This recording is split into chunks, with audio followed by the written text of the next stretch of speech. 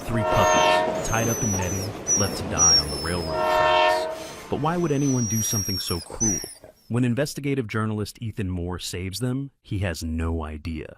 He's just stepped into the darkest story of his career. What if these puppies aren't just victims, but evidence of something far more terrifying?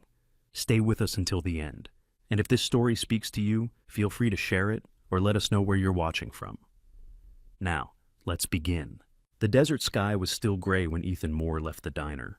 The streets of Tucson were quiet in the early morning hours, bathed in the first soft blush of dawn. His old truck rumbled steadily along the gravel road, hugging the freight tracks that split the southern edge of the city.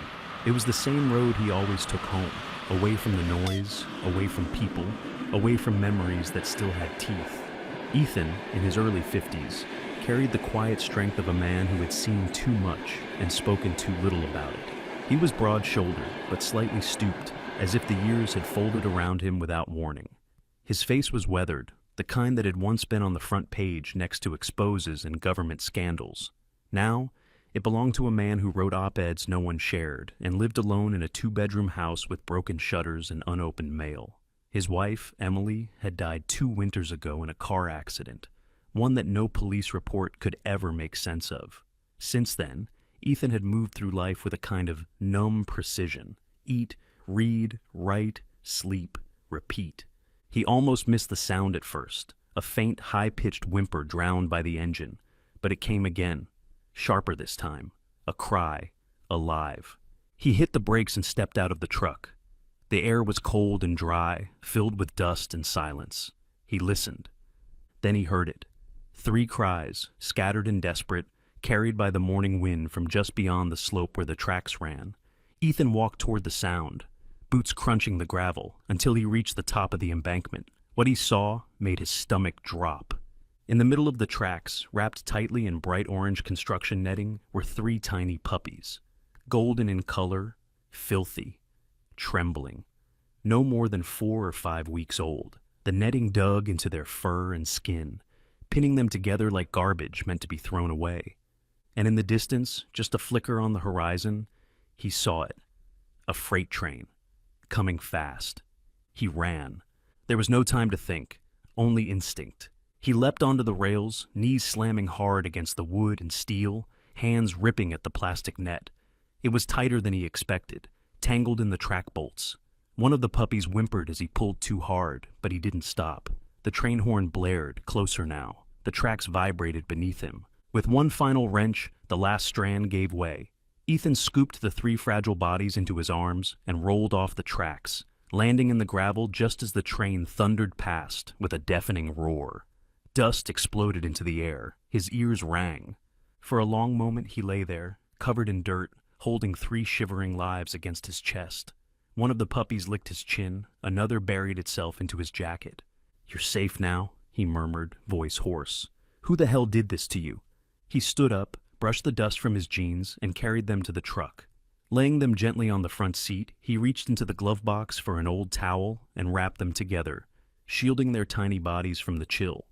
As he started the engine, his hands shook, not from fear, but from something deeper, a feeling he hadn't known in a long time.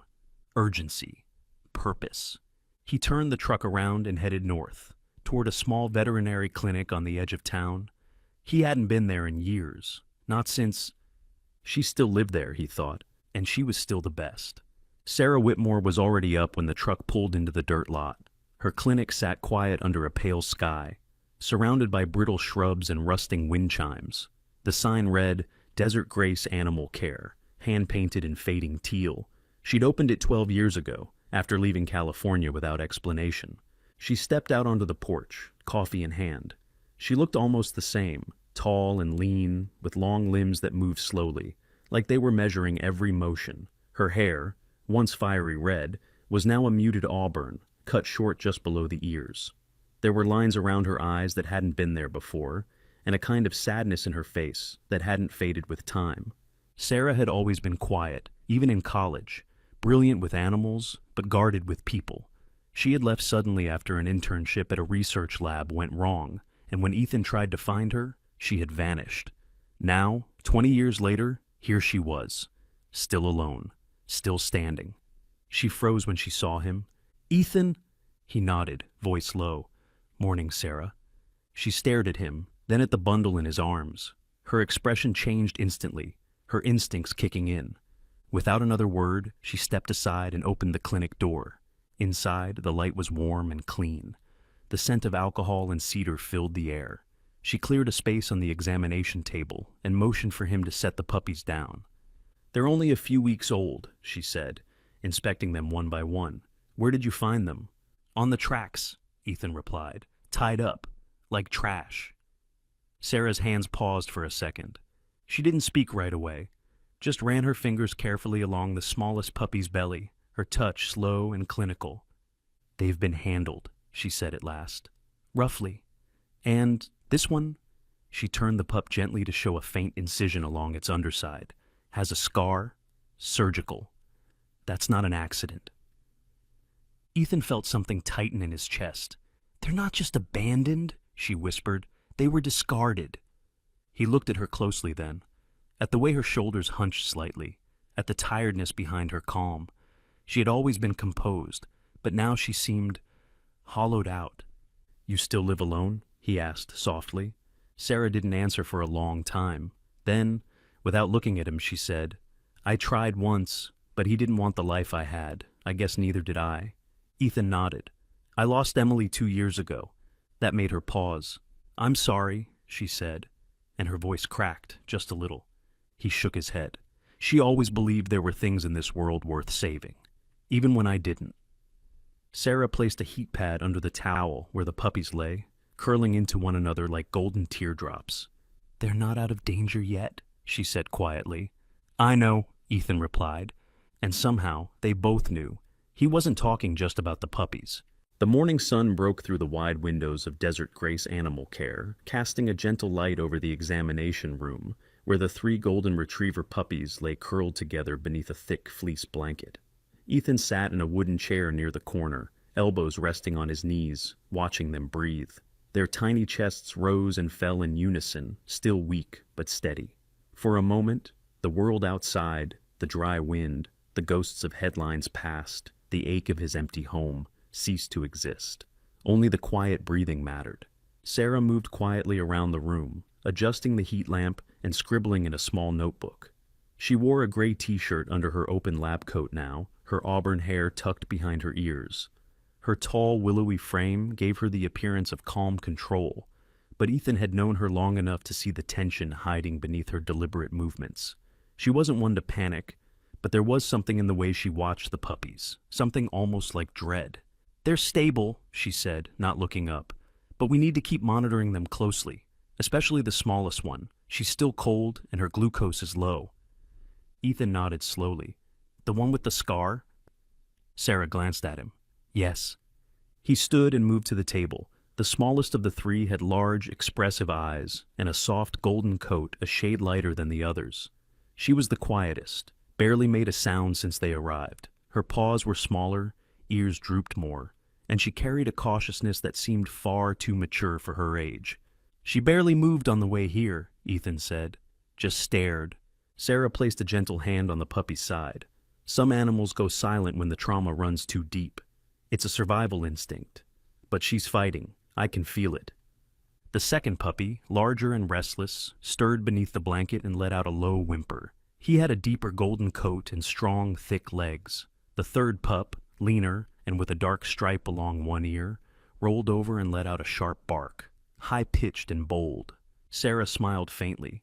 "You've got a fighter in that one." Ethan leaned on the table, watching them. "They need names." Sarah raised an eyebrow. "You sure about that? You might not be keeping them." He shrugged. "Maybe not. But they survived something they shouldn't have. That means something. They deserve more than just puppy 1, 2, and 3. He pointed to the quiet one. "She's, I don't know, like a little Nova. Small, but full of fire waiting to burst." Sarah blinked, surprised. "Nova." He nodded, then gestured to the vocal pup. "The loudmouth? Every time I moved the truck, he barked, like he was echoing back whatever I said." "Echo," Sarah said softly, testing the name. "And this guy," Ethan tapped the third pup, who was now trying to climb over his siblings. He's got a storm in him. Blitz. Sarah smiled, a real one this time, small but warm. Nova, Echo, and Blitz, she said. Sounds like a rescue team. Ethan grinned for a second, and the air between them softened. But Sarah's eyes drifted back to Nova, and the tension returned. She turned and pulled out a file from the metal cabinet. There's something you should see. Inside were printouts, photographs, and scribbled notes. Sarah laid them across the table. Ethan scanned the pages. Photos of animals, dogs mostly, with similar small incisions near their bellies or behind their ears. Notes on behavior, weakness, neurological symptoms, handwritten words in red ink, anomalous blood markers, immunoresponse failure, suspected tampering. I've treated 5 animals in the past 8 months, Sarah said. All of them rescues, all from different parts of the city. They had the same scar patterns, the same symptoms, and they all died. Ethan looked at her. Why didn't you report this? I did, quietly, through the vet board, but no one wanted to investigate. No microchips, no owners, no funding, just strays with unusual problems. They said I was speculating. Do you think these 3 came from the same place? Sarah nodded. They're cleaner, healthier. Someone kept them in better condition than the others, before deciding to get rid of them. Like someone realized they were failures, or no longer useful. Ethan felt a chill he couldn't explain. What kind of place does something like that to puppies? Sarah hesitated, then sat down across from him. Do you remember what I told you back when we were still in college, about the research facility in California? He nodded. You never gave me much detail.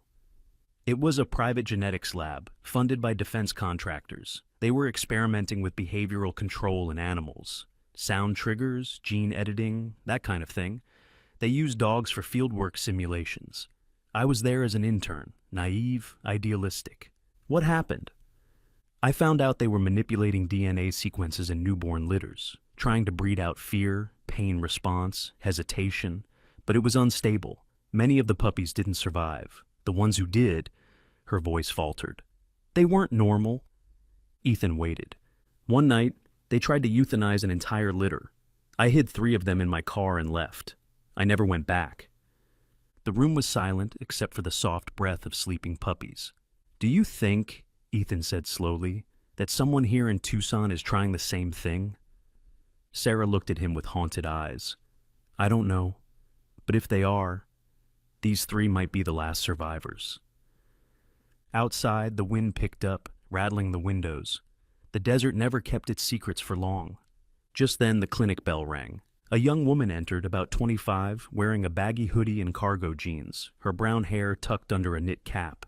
She carried a cardboard box that seemed to move. Sorry to barge in, she said, breathless. I found this kitten behind the mechanic's lot. He's barely breathing. Sarah took the box and opened it quickly.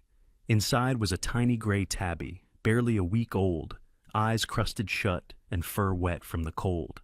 I'll take care of him, Sarah said gently. The woman nodded. Thank you. I couldn't just leave him. Ethan stepped back and watched. The young woman was thin, with nervous hands and an edge of exhaustion in her eyes, like someone who had seen too much too young. A nameless figure from the city? Maybe homeless, maybe just lost. But she had stopped for something small and helpless. That mattered. Sarah cradled the kitten and carried him into the back room. She's like that with everything, Ethan murmured to himself. Even people. He looked back at the puppies. Nova stirred, her eyes meeting his for a fleeting moment. They were deep, amber-colored, older than they had any right to be. He didn't know what lay ahead, but the feeling had returned. The old tension in his gut that used to come just before the truth surfaced. These weren't just abandoned animals. They were evidence, and someone had tried very hard to make sure they were never found. Ethan couldn't shake the feeling that these puppies weren't just abandoned. They were discarded for a reason. But here's a question for you. One we'll answer at the end of the full story. Why do you think someone would go to such lengths to tie up 3 puppies and leave them on a railroad track? 1. Because they were part of a failed experiment and had no value left. 2. Because someone was afraid these puppies could expose a secret. Leave your answer in the comments, 1 or 2, and stay with us. We'll reveal the truth before the story ends. The desert afternoon burned across Tucson with the kind of relentless heat that made thoughts feel heavy. Ethan sat at his kitchen table, blinds drawn against the sun, a ceramic mug of lukewarm coffee cradled in his hands. His laptop was open, the screen a swirl of tabs, satellite maps, archived property records, and photographs from his own files, most of them dating back 6 years. The same name kept circling back through everything like a stain he couldn't scrub out. Victor Hale. He hadn't heard that name out loud in years. Victor had once been the city's rising star, a polished, photogenic developer with a broad smile and cold eyes. Tall, lean, mid-40s then, Victor wore suits that never wrinkled and used words like revitalization and progress as if they were weapons. He had charmed donors, bribed council members, and signed land deals that bled communities dry. Ethan had exposed him in a headline that nearly won him a Pulitzer. Instead, it won him threats, lawsuits, and, eventually, a grave for his wife. Now, Victor's shadow was creeping back into his life.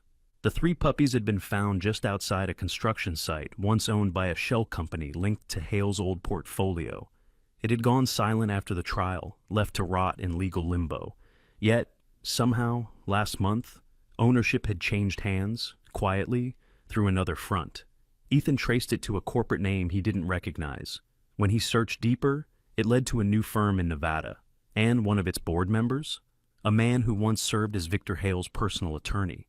The dots weren't just connecting, they were lighting up like fireflies.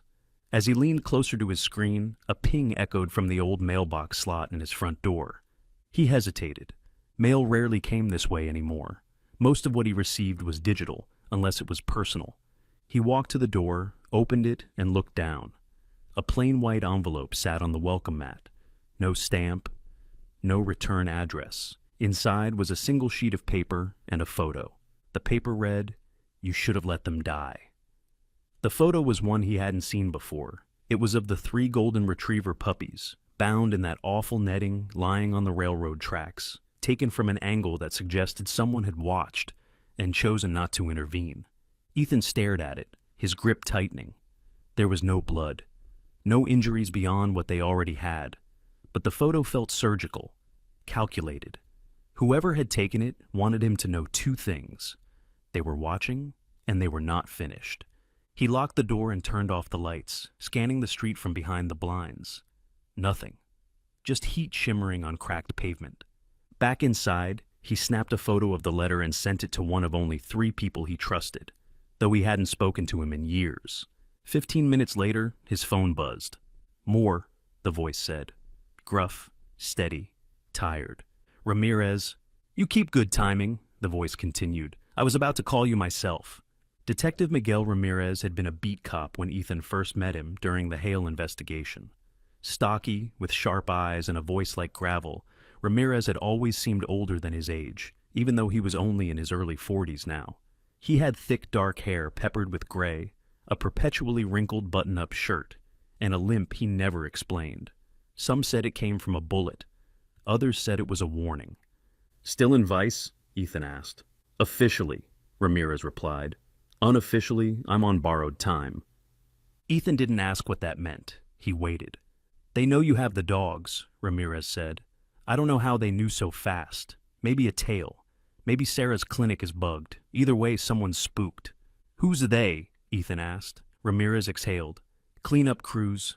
Not professionals in the hitman sense. Worse. These are subcontractors with plausible deniability. Guys who erase evidence and bury problems for corporations with too much to lose." Ethan went silent. "You remember what we uncovered about Hale's land grabs?" Ramirez continued. "Turns out the money behind it wasn't just real estate. It was biotech, genetics, that breeding facility outside town. It was never about purebreds, it was about programmable traits, testing control responses in dogs, then scaling up. Military, Ethan said. Some of it, some private security. Black market, maybe." Ethan rubbed his temple. "Why the hell would they leave those puppies on the tracks?" "Because they were failed assets," Ramirez replied. "And because killing them there sends a message, makes it look like an accident. Trains don't leave questions." A silence settled over the call. Then Ramirez spoke again, quieter this time. "There's one more thing. What is it? I found your name on a watch list. Internal, not federal. Corporate. Ethan's stomach turned. What does that mean? It means you're being tracked, probably tagged. Facial recognition, phones, cameras, all of it. And now that you've made noise, they're tightening the circle. Ethan looked toward the back room, where the puppies lay curled together in a crate by the heater. Blitz had started barking more often. Short, alert cries. Echo slept lightly. The smallest one, the quietest, hadn't moved much at all. You still have friends on the force? Ethan asked. Not many, Ramirez said, and fewer who'll touch Hale. I need time, Ethan said. A few days, maybe less. I can buy you that, Ramirez replied, but after that, you're on your own. The call ended. Ethan set the phone down and walked to the living room. On the table sat Sarah's folder of dead animals and failed rescues, each with symptoms too similar to ignore. It wasn't a pattern anymore. It was a system. He heard the soft jingle of the puppy's collar tags and turned. The smallest one, still unnamed, was staring up at him from the crate, her amber eyes locked on his. Something in that gaze unnerved him. Not fear, not pain, awareness. She blinked once, then slowly rested her head back down. Ethan grabbed his keys. He needed to see Sarah. But before he left, he checked his front door. There was another envelope taped to the handle. This time, no words, just a single photo.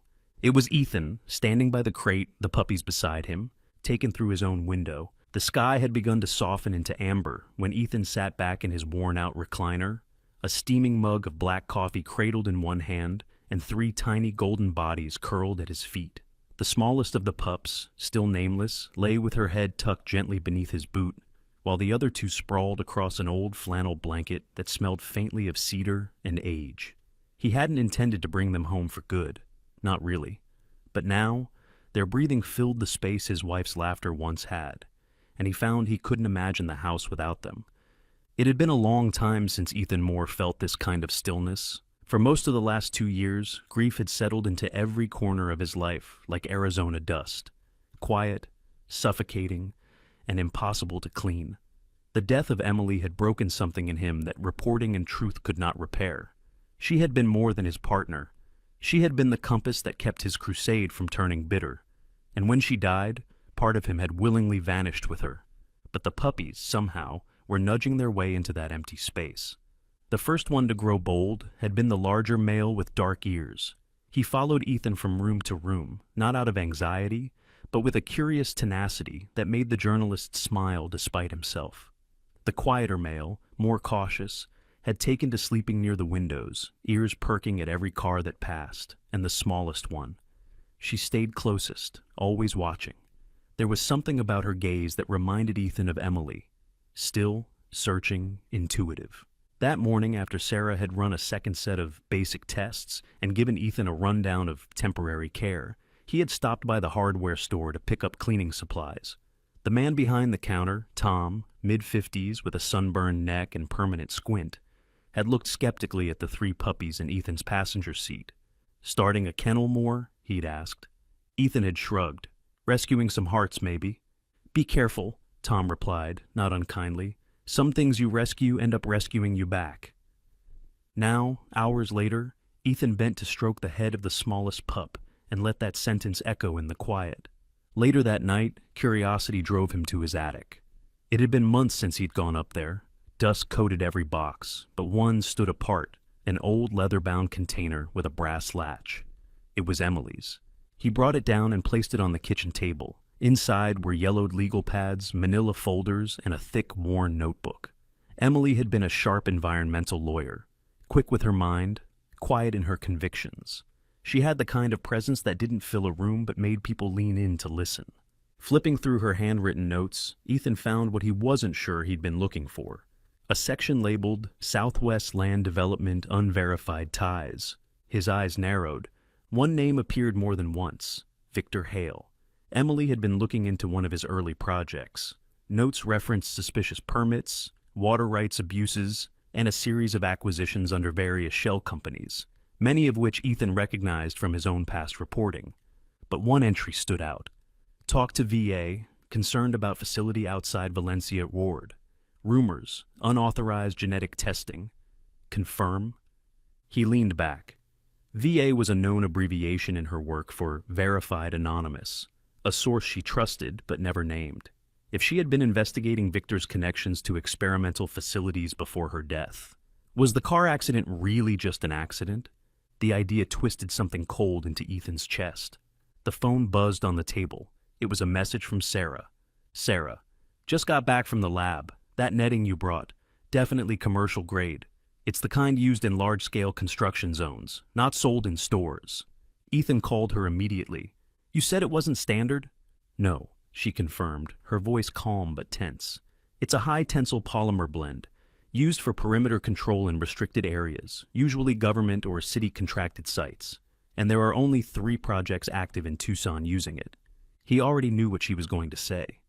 One of them is the Victor Hale redevelopment zone, she continued, north of the train yard, just reopened under new management last quarter. Ethan rubbed his temples. Emily was looking into that zone before she died. There was a pause. You think it's connected? Sarah asked. I don't believe in coincidence anymore. Sarah exhaled softly. I can't help thinking about the other animals I treated, the ones with those same surgical marks. What if Victor wasn't just funding land grabs? What if he was using the land for something else? Ethan looked down at the crate where the puppies had now dozed off again. Blitz, the one with the dark-tipped ear, twitched in his sleep as if chasing something in a dream. I think these puppies were meant to disappear, Ethan said, but someone hesitated, or someone wanted me to find them. Sarah's voice lowered. If that's true, Ethan, it means whoever's behind this isn't just dangerous. They're watching you now. I know, he replied. I've already gotten the first warning. You should be careful. You too, Ethan said. If they knew Emily was digging, they might know you are too. After they ended the call, Ethan opened the back door to let in the desert air. The stars were beginning to press through the darkening sky, one by one. The house was silent, but no longer empty. He stood quietly for a moment, then turned to the smallest puppy. You need a name, he said softly, but not yet. Not until I know how this ends. Behind him, an old frame on the wall caught the light. It was a photo of Emily, standing at a protest years ago, holding a sign that read, Land has no voice, so we speak for it. He stared at it. Then, without meaning to, he whispered, Did you know? Were you trying to warn me? No answer came, of course, but he felt something shift in the room, like memory pulling closer, like the echo of a voice just behind the veil. The Tucson air hung thick with dust, and the low hum of machinery as Ethan stood across from the barricaded construction zone near the old rail yard. Just beyond the chain-link fence, bulldozers rumbled over crumbling concrete, and new scaffolding rose like skeletons of a city reborn. The site was a sprawling maze of gravel, half-laid steel, and towering cranes, a project sold to the public as the Tucson Renewal Initiative. But Ethan's instincts told him otherwise. It didn't feel like renewal. It felt like something being buried. He adjusted the collar of his jacket and glanced down at Blitz, who stood rigid at his side. The young golden retriever, now stronger and more alert than when Ethan had first found him, was growling low. Ears back, tail stiff, muscles locked. He had been calm all morning, but the moment they neared the perimeter of the site, something changed. Echo whined softly behind them, nudging Nova, who lowered herself closer to the ground, her amber eyes never leaving the gates ahead. Ethan had brought them with him to observe their behavior, not expecting much, but the reaction was immediate and chilling. Something happened here, he murmured. You remember it, don't you? He pulled out his camera and snapped a few wide shots of the site. His hand trembled slightly. He hadn't felt this exposed since the days he used to tail city officials with a recorder in his jacket pocket and fear in his throat. Now that fear had returned, like an old bruise pressing through the skin. As he stepped back toward his truck, his phone vibrated. A message from Ramirez. He's out. Changed name. Now goes by Julian Vale. Ethan stared at the screen. Victor Hale had always known how to mask rot with polish. Julian Vale was just another disguise in a long line of frauds, but it confirmed one thing. The man behind the deaths, the experiments, and possibly Emily's accident was back, and he was working right there at the rail yard. The night before, Ethan had gone over the notes Sarah had shared with him, fragments of a veterinary report that had been anonymously leaked but never investigated, The pages described cases across Arizona: seizures in otherwise healthy dogs, collapsed lungs in cats with no trauma, sudden heart failure in young rescue animals. The patterns were haunting. And the final signature on the last page? V. Hale. It wasn't just his construction empire Ethan had to fear. Victor had clearly crossed into something far darker. And now, Ethan had 3 surviving witnesses curled up in the back seat of his truck. As he pulled out from the curb, a figure caught his eye near the service entrance of the site. A man in a reflective vest and work boots stood smoking, his posture too still, too observant. He was lean, sharp-jawed, and wore his hard hat like a prop. Ethan didn't recognize him, but Blitz's reaction was instant. The young dog lunged forward, barking, a sharp defensive cry unlike anything Ethan had heard from him before. The man looked up, startled, then quickly turned away and disappeared through the gate. Ethan narrowed his eyes and drove off, looping around the industrial block toward the public records office. The city building sat like a concrete bunker on the edge of downtown. Inside, fluorescent lights flickered above long counters and faded maps. The clerk behind the desk was a young woman in her 20s with frizzy brown hair and oversized glasses. Her name tag read Delia. She wore a NASA hoodie and had earbuds slung lazily around her neck. "Hi," she said, barely looking up. "I'm looking for documents tied to the Tucson Renewal Initiative," Ethan said, sliding his ID across. "Specifically permit requests, zoning adjustments, environmental impact statements." She blinked, eyeing him with sudden interest. "You a lawyer or a journalist?" "Just someone who reads too much," Ethan replied. She smirked and began typing. "Let's see. Most of the project files are public, but some of the older ones got flagged for internal review. Can I see the flagged ones?" She hesitated. "Technically no, but I can tell you this. There's one file that got pulled for reclassification. Something about hazardous waste." He leaned in. "Location?" "South sector, near the southern train line. A warehouse that used to belong to something called Genesis Pathway." Ethan felt the hairs on his arms rise. Delia continued, now genuinely curious. "That company shut down 2 years ago. Weird thing? They listed themselves as agricultural research, but they ordered a ton of high-grade surgical equipment through shell buyers. Can I get a copy of that?" She hesitated again, then smiled. "If you buy me a coffee and pretend I didn't break protocol." He laughed, for the first time in days. "Deal." 10 minutes later, Ethan sat in his truck outside the office, flipping through the stapled photocopies Delia had given him. There, buried in the logistics report, was an order manifest. Syringes, tagged collars, high-frequency audio equipment, and anesthesia kits. At the bottom of the page, Field Trials, Phase 4, Discontinuation of Asset Group B. His eyes froze on the last note. Group B. Could that be what Nova, Echo, and Blitz were? Remnants of a discontinued trial? He didn't have long to dwell. His phone rang again. It was Sarah. "I just got a call from a contact at the university's vet school," she said. She got wind of some internal buzz. A study was being conducted quietly off the books on behavioral patterning in rescue dogs. It stopped last year after a data leak. No one would confirm who was involved, but one of the researchers had connections to Genesis Pathway. "They're all connected," Ethan said. "Every thread leads back to that place." "Then we need to be careful," Sarah said quietly. "I've seen what happens when people get too close to whatever this is." He thought of Emily, of her notebook, of the way she used to look at corruption, not with rage, but with a quiet, burning grief. "We need more than caution," he said. "We need proof."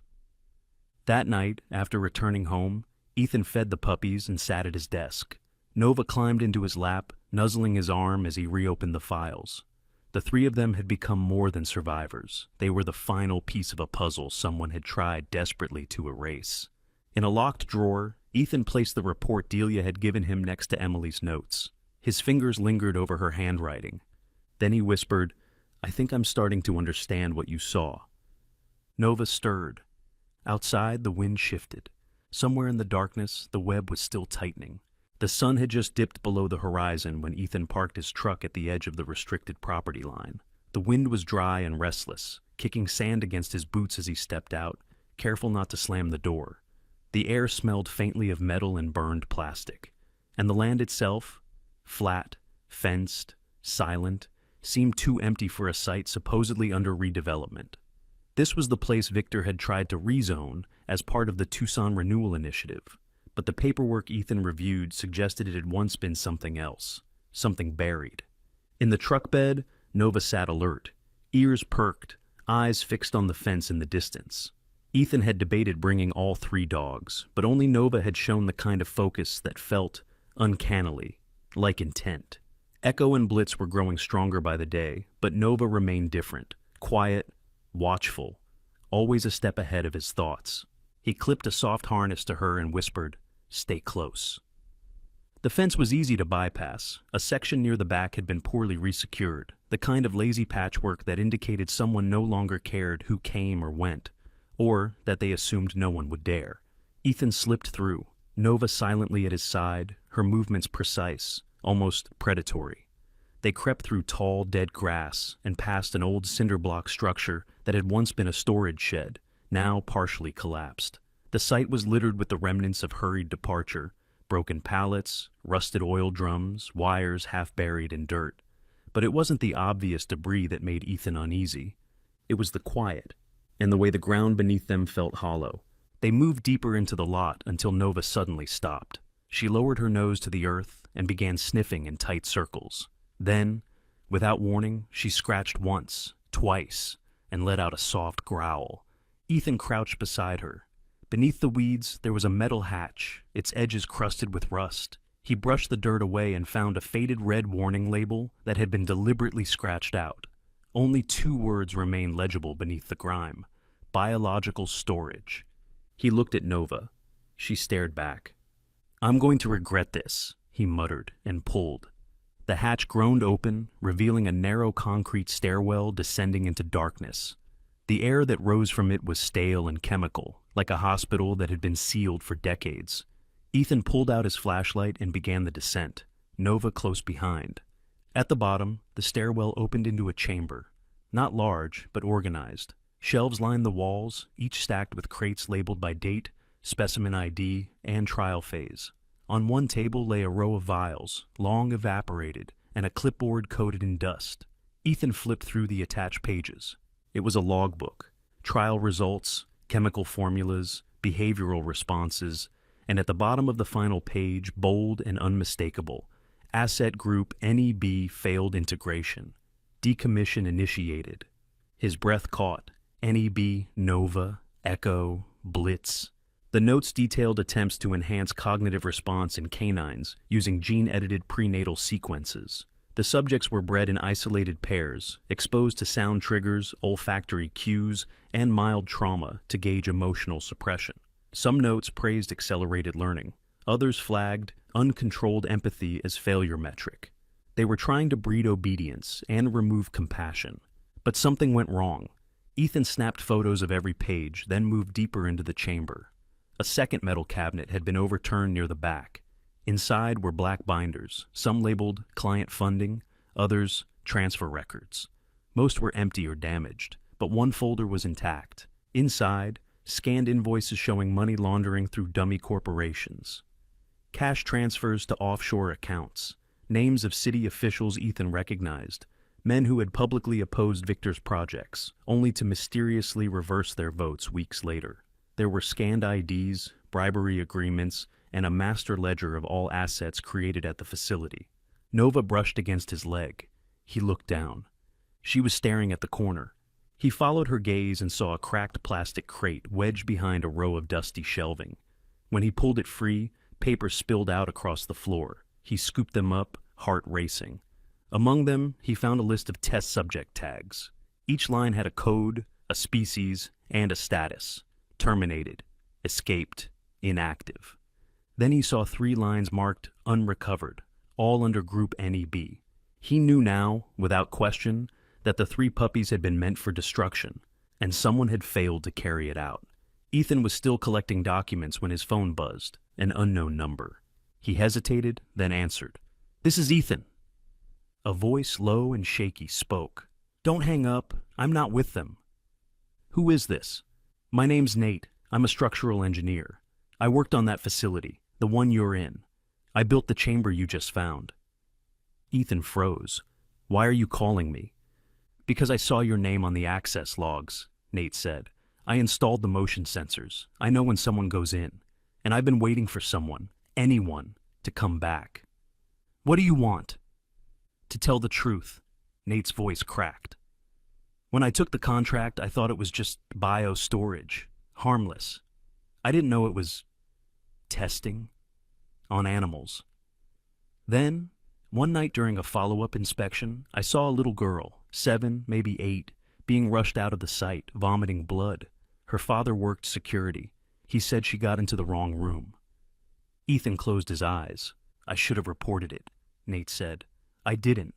I took the bonus and walked away, but I can't live with it anymore." "You still in Tucson?"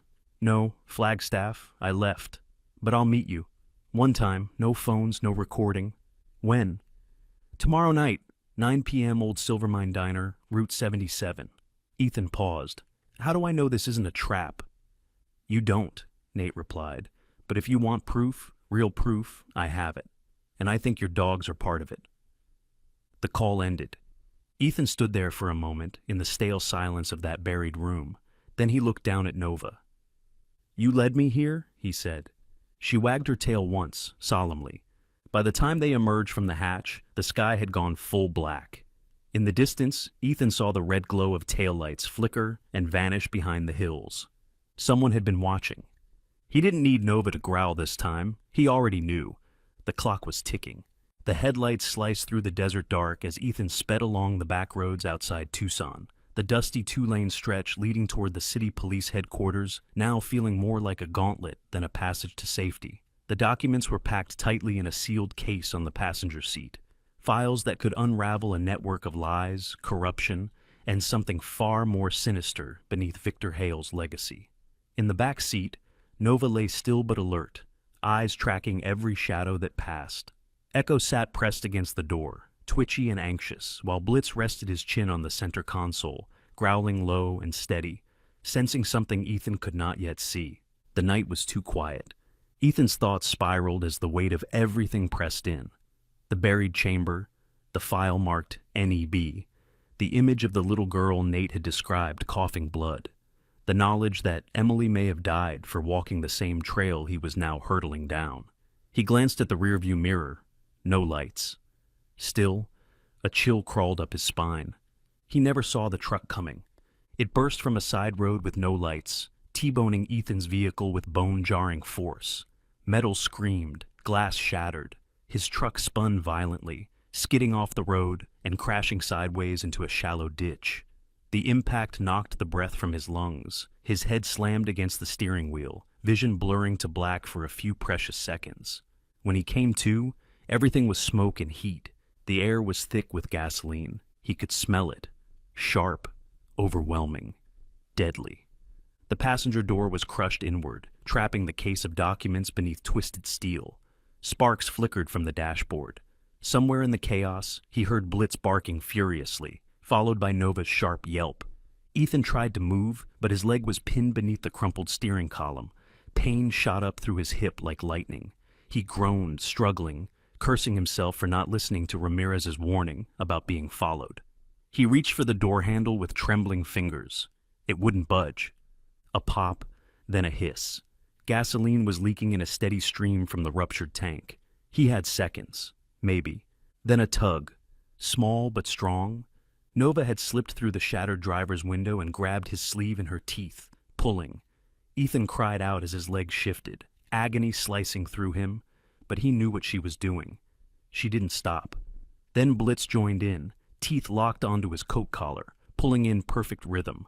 Echo scrambled to the other side and barked wildly as if to warn of what was coming. With one final wrench, Ethan's leg came free. He screamed, but twisted himself enough to slide across the seat and out through the broken window. They dragged him just far enough before the explosion hit. The truck ignited with a boom that rocked the surrounding scrub, flames billowing into the sky like a signal flare. Heat blasted across the dry earth. Ethan shielded his face with one arm as the dogs huddled against him. The night was alive now. Sirens in the distance, shouting. And above it all, the glow of cell phone lights. Two neighbors had seen the fireball from their porches and rushed out, phones recording. One of them, a middle-aged man with a long gray ponytail named Ricky, uploaded the footage directly to Facebook. His caption read, "This guy's truck just blew up, but these three little dogs pulled him out like damn firefighters." By morning, the clip would be on every local news station. But for now, Ethan was on his back, coughing, bleeding from a cut above his eye, and half in shock as the dogs curled around him protectively. The paramedics arrived fast. They strapped him to a stretcher, pumped him full of painkillers, and loaded him into an ambulance. Sarah arrived at the hospital less than an hour later, eyes red with fear but hands steady. She stayed with the dogs, who had been cleared by the vet techs on scene, then demanded to ride up with Ethan to his room. He drifted in and out for a few hours, caught between morphine and memory. When he woke, it was early morning, and a young woman sat in the chair beside his bed. She had short dark hair, a sharp nose, and intense hazel eyes that missed nothing. Her clothes were practical: jeans, a black utility jacket, and boots still dusty from the road. A press badge clipped to her collar read, "Lila Miles, Southwest Tribune." Ethan blinked. "Do I know you?" She smiled faintly. "You taught my journalism ethics class at UA. I was the kid who always stayed after to argue." Recognition flickered. "Lila? You had the red notebook. You said you were going to take down corporate agriculture by 25. I'm working on it," she said, holding up a recorder. "But right now, I'm chasing something uglier. Missing animals, genetic testing, disappearing whistleblowers. When I saw the video of the truck and the dogs, I knew it had to be you." Ethan exhaled. "You're in over your head." "I thought you might say that," Lila replied, "but I think you're in deeper, and I want in." He studied her. She was young, sharp, and clearly fearless. But there was something else beneath the bravado, a sadness behind the eyes, a trace of grief she didn't wear on her sleeve. "How much do you know?" he asked. "I know Victor Hale's fingerprints are all over a dozen projects no one wants to talk about. I know you just got hit for carrying evidence, and I know you've got 3 dogs that probably shouldn't exist." Ethan gave a tired laugh. "Sounds like a conspiracy." Lila leaned forward. "No, it sounds like the story of the decade." Sarah entered then, carrying a tray of water and an IV drip. Her face was pale, but her voice calm as always. "Your leg isn't broken," she said. "Just a hairline fracture. You're lucky, but you'll need rest." Ethan looked at her. "Nova saved me." "All 3 of them did," Sarah said softly, placing a hand on his shoulder. "You're not alone in this anymore." He looked from her to Lila. No, he wasn't. And for the first time in a long while, that didn't scare him. It gave him hope. The hospital room was quiet, save for the occasional beep of a heart monitor and the soft rustle of paws on linoleum. Ethan sat upright in bed, his leg propped on a pillow, wrapped and immobilized. His bandaged hand held a small remote, scrolling through the local newsfeed on the mounted television. Blitz sat at his feet, head resting across his uninjured shin, eyes heavy, but alert. Nova and Echo lay curled up together beneath the window bench, napping in the beam of late morning sun. A nurse had tried to escort the dogs out earlier, but Blitz had made it clear. This was his post. Lila stood by the window, arms crossed, phone in hand. Her dark hair was pulled back into a messy bun, and she wore the same utility jacket from the night before. She'd barely left the room, keeping vigil like a soldier awaiting orders. Sarah had brought coffee and clean shirts for Ethan and the dogs, silent, steady, as she always was. And then Victor Hale reappeared. His face filled the TV screen, older but still unnervingly pristine. His salt and pepper hair was carefully parted, his tailored navy suit impeccable, his smile polished with the ease of a practiced lie. "I was deeply saddened," he said to the camera, "to learn of the incident involving Mr. Ethan Moore. While I have no personal grudge against him, I must say, his accusations against me are completely unfounded. The footage of his vehicle exploding, while dramatic, is not evidence of anything more than a tragic accident. Mr. Moore has a history of targeting public servants and twisting facts to suit his personal narrative. It's unfortunate that his actions are now affecting innocent people and threatening ongoing community redevelopment." Sarah stiffened beside the bed. "He's good," Lila muttered, her voice bitter. Victor continued, "We will not be intimidated. We will move forward with our projects. and we urge the public not to be misled by the conspiracies of a man clearly unwell. Ethan's jaw clenched. He's framing me. He's controlling the message, Lila corrected. That's what he's always done. Ethan didn't respond. Instead, he leaned forward and clicked his phone. A video opened, grainy at first, but steady. It showed the desert road, shot from a low angle, and then the truck ramming his vehicle. Sparks, smoke, the sound of Nova barking.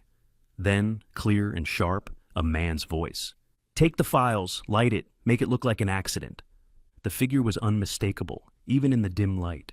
Victor. No mask, no disguise, just his voice, his face, and his hand pulling a lighter from his pocket. I need this gone. Him with it.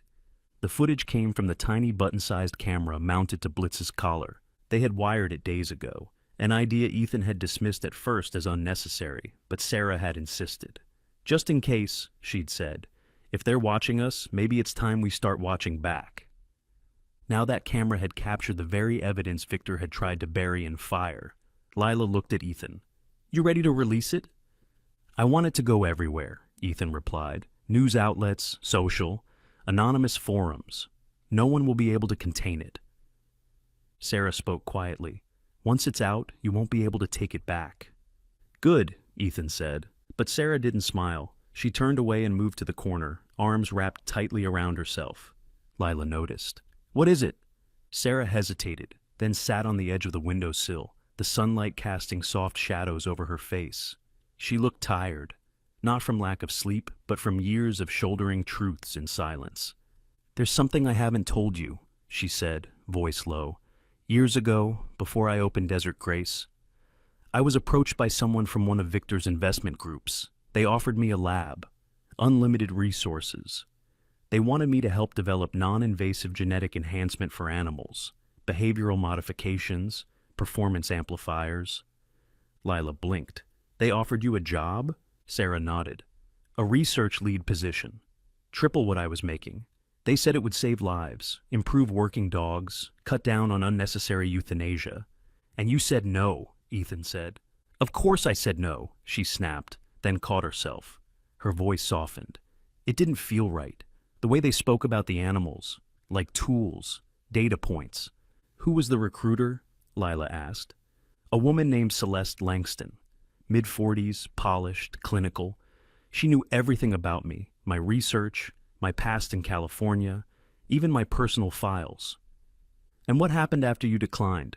Sarah paused. A colleague of mine, Dr. Henry Dahl, he accepted a similar offer a month later. We used to collaborate at the university clinic.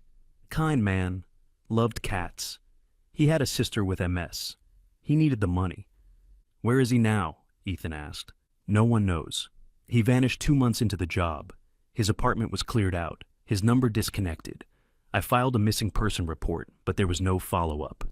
No record of his resignation. Nothing. She looked up at Ethan then, eyes glassy.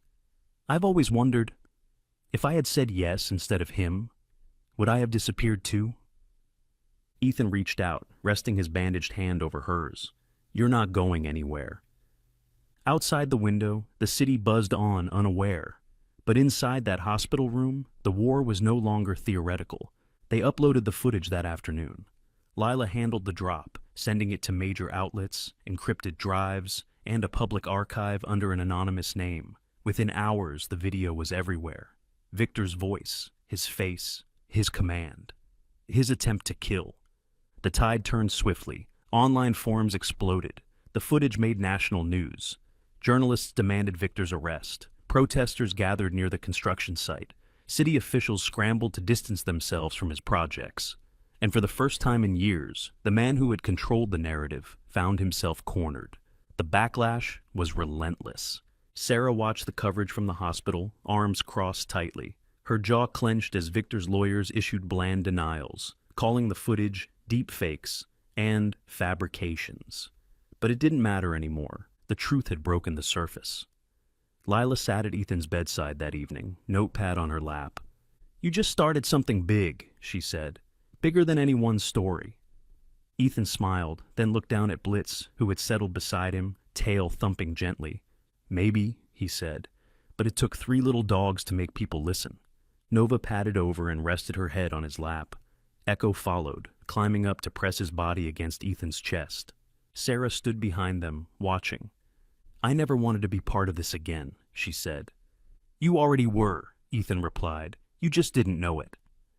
For the first time, Sarah didn't look away. The rain came gently that morning, an unusual blessing for Tucson. It washed the dust from the windows of the police precinct, slicked the sidewalks in a silver sheen, and turned the sharp desert wind into something that almost felt like renewal. Inside the main conference room, the hum of fluorescent lights mingled with the low murmur of reporters, legal aides, and officers. At the center of it all stood Ethan Moore, shoulders squared, hair brushed for the first time in weeks, and a quiet gravity in his eyes. He hadn't come alone. Nova stood at his side, a calm presence in her red support vest. Echo sat by the door, tail wagging nervously at every passing movement, while Blitz, ever the watchman, stayed closest to Ethan's right heel, eyes alert and unmoving. The past 72 hours had been a whirlwind. The footage from Blitz's collar had sent shockwaves through the city. A flood of whistleblowers came forward, emboldened by Ethan's survival. Files were unearthed, testimonies gathered. Lila's article, 3 Dogs, 1 Man, and the Lie That Broke Tucson, had gone viral. And now, Victor Hale had finally been arrested. It hadn't been a quiet affair. Victor was taken in at dawn, escorted out of his hilltop estate in handcuffs, his face pale and jaw clenched. The charges against him spanned from attempted murder to racketeering, illegal animal testing, and obstruction of justice.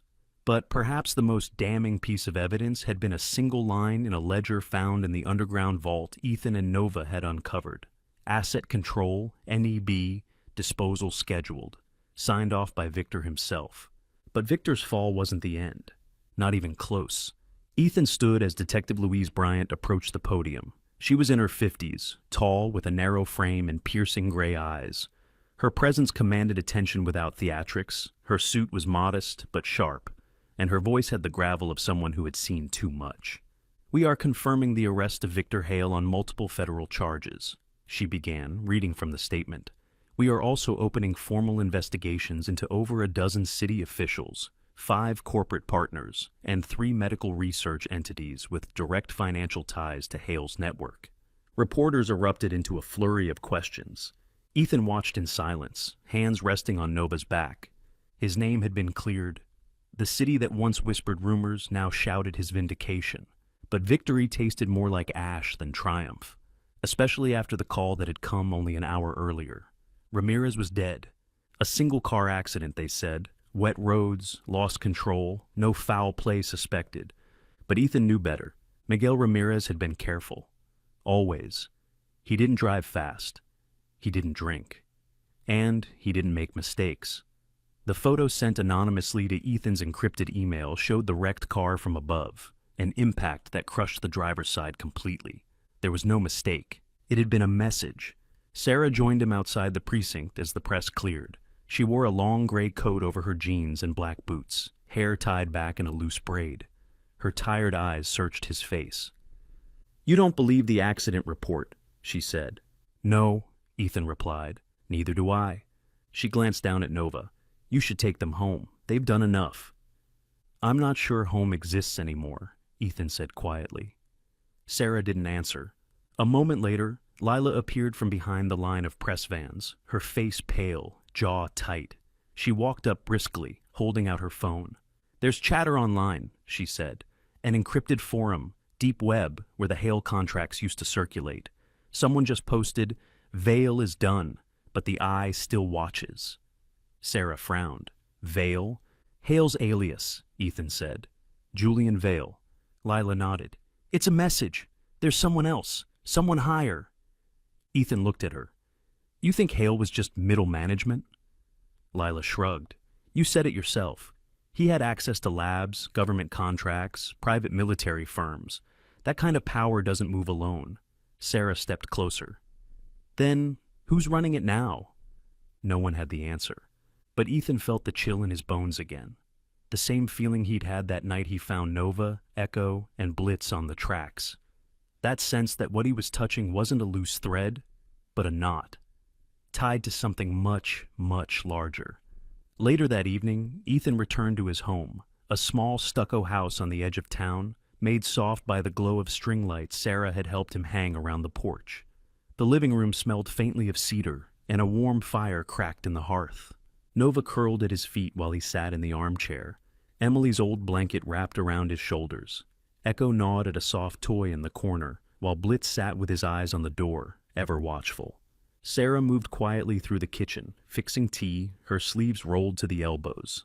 Lila sat on the couch, typing furiously, her voice occasionally breaking into whispers as she interviewed a vet tech in San Diego about missing lab animals. The house, once filled with silence, now breathed. Ethan reached into the drawer beneath the coffee table and pulled out Emily's old journal. He hadn't opened it in weeks. Inside, her notes felt alive, lines scribbled in urgency, lists of names, diagrams of waste systems under development zones. She'd known, not all of it, but enough. Enough to have been seen as a threat.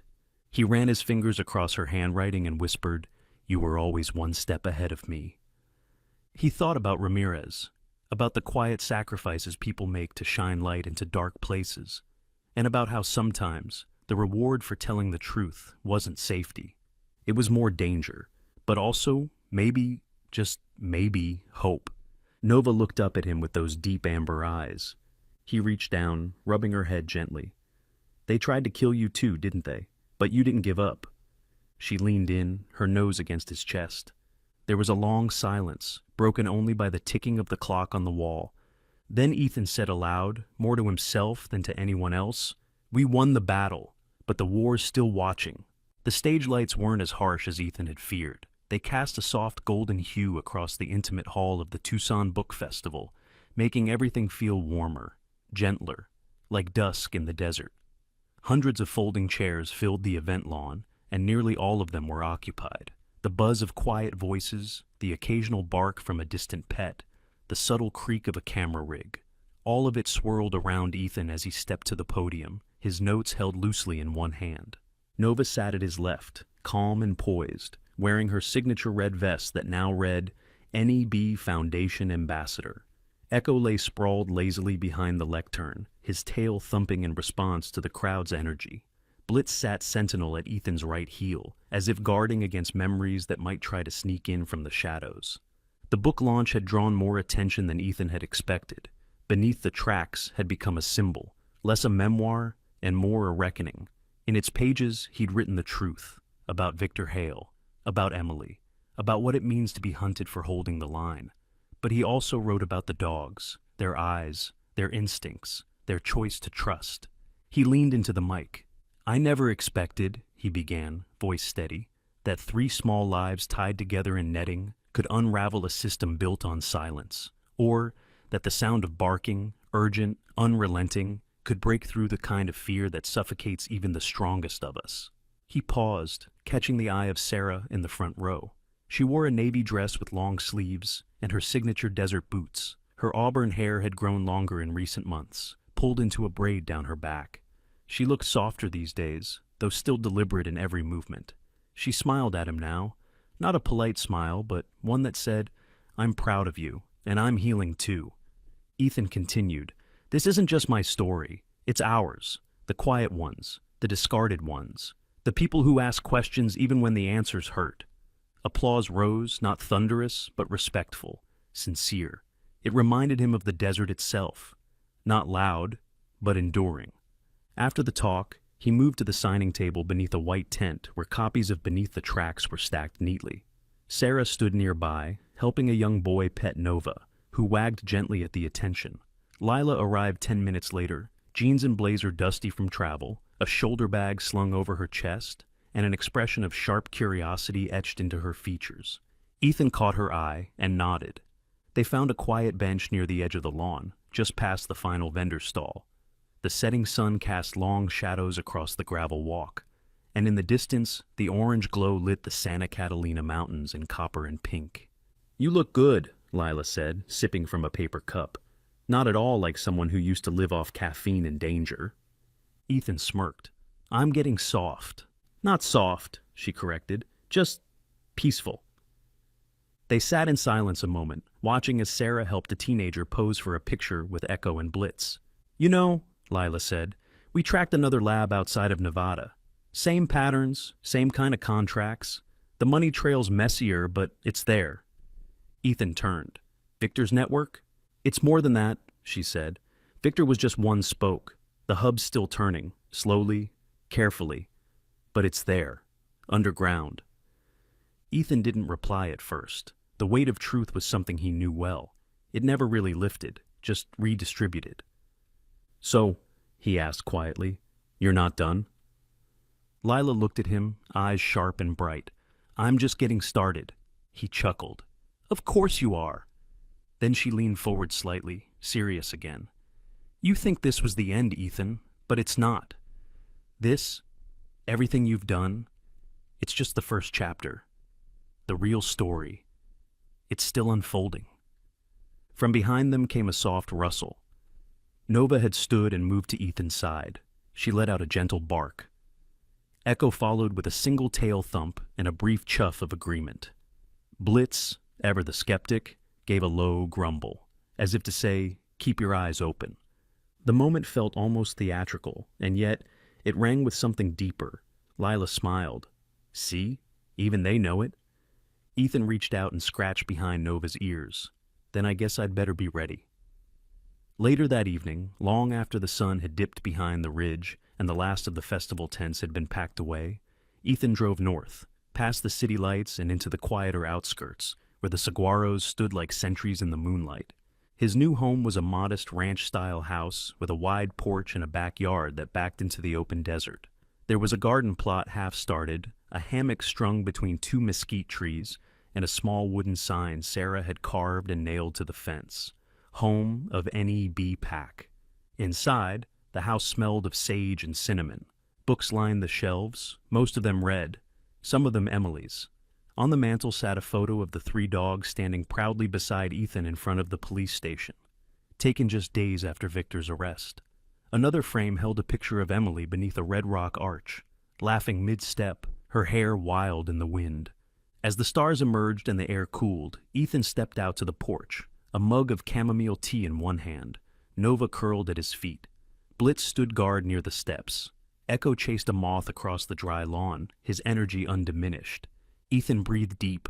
It wasn't over, but for the first time, he didn't feel alone in the fight.